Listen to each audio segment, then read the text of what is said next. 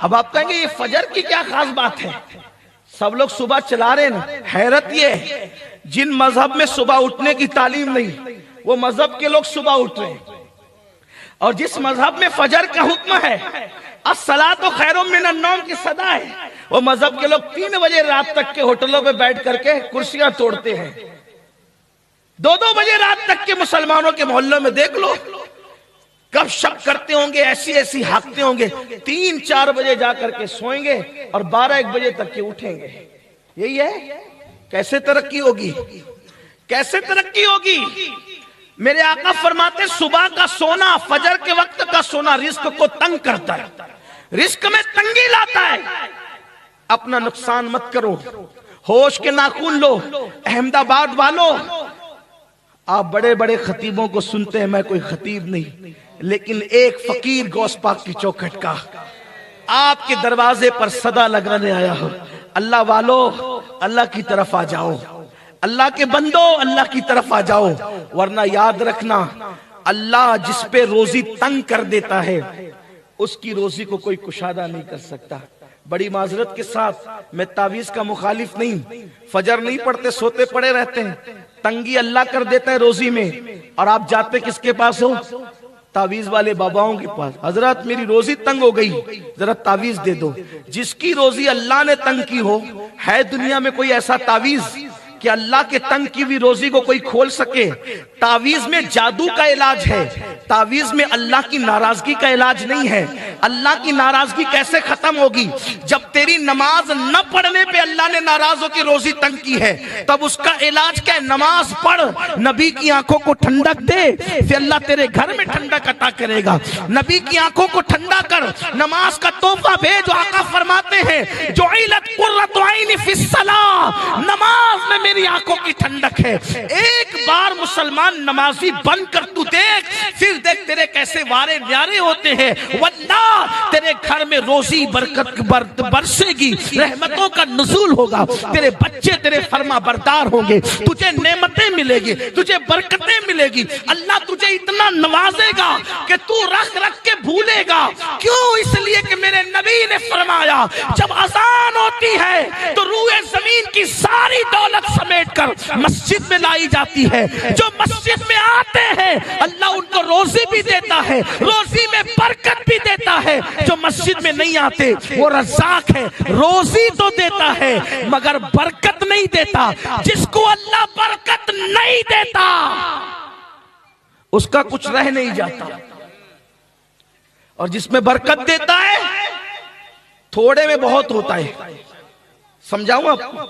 سمجھ لو.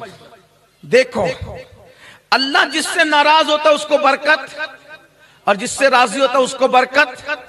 یزید مرا، 8 بیٹے چھوڑ کے مرا. یزید مرا، 8 بیٹے چھوڑ کے مرا.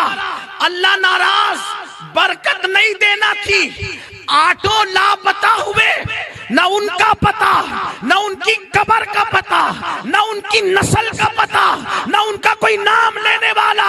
اللہ نے برکت نہیں دی. اللہ اکبر. یزید کی قبر کا نشان بھی مٹا، اس کی اولاد کا نام و نشان بھی ختم ہوا.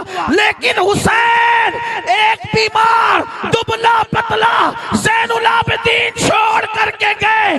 اللہ راضی تھا، ایسی برکت دی کہ کربلا سے لے کر احمد آباد تک کے دیکھو حسین کے بیٹوں کی ایک قطار نظر آ رہی ہے. کیا آپ نہیں دیکھتے؟ ایک زین العابدین میں برکت دی، باقر اسی سے آئے، جعفر صادق اسی سے آئے، موسیٰ کاظم اسی سے آئے، علی رضا اسی سے آئے، حضرت تقی اسی سے آئے، حضرت نقی اسی سے آئے، حسن عسکری اسی سے آئے، بغداد کے جیلانی اسی سے آئے، اجمیر کے خواجہ اسی سے آئے، احمد آباد کے شاہ عالم اسی سے آئے، سرکار قطب عالم اسی سے آئے. دیکھو اللہ نے برکت دی. ایک چھوڑا تھا، ایک میں برکت کتنی. اللہ برکت دے تو قیامت تک کوئی ختم نہیں کر، حکومت بھی ختم نہیں کر پائے. اللہ برکت دے تو حکومتیں بھی ختم نہیں. کتنا مٹانے کی کوشش کی حکومتوں نے، حکومتیں ختم ہو گئی، آل حسین ختم نہ ہو. برکت اللہ نے دی، برکت اللہ نے دی. پتا چلا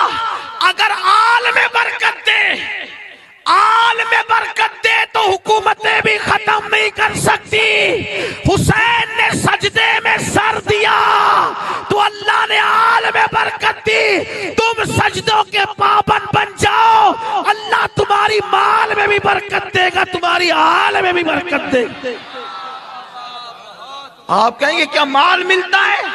مال ملتا ہے. میں کہتا ہوں نادان، اپنے نبی کا فرمان پڑھ. اللہ کے رسول نے فرمایا جب بندہ سجدہ کرتا ہے تو خدا اور بندے کے درمیان کے سارے پردے ہٹا دیے جاتے ہیں. ارے جب سجدے میں خدا مل جاتا ہے تو کائنات کی کون سی نعمت نہیں مل سکتی. جو سجدے میں خدا ملتا ہے کیا نہیں مل سکتا.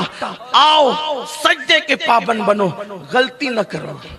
رات میں کوئی کام نہیں ہے تو جلدی سو، صبح کو جلدی اٹھو. مجبوری ہے دیر سے سوتے چلو دیر سے سو، لیکن جلدی اٹھو.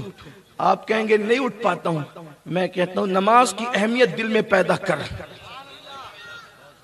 کیونکہ پلین پکڑنے کے لیے آنکھ کھلتی ہے نا آپ کی. اگر کسی دن فلائٹ پکڑنی ہے تو آنکھ کھلتی ہے نا.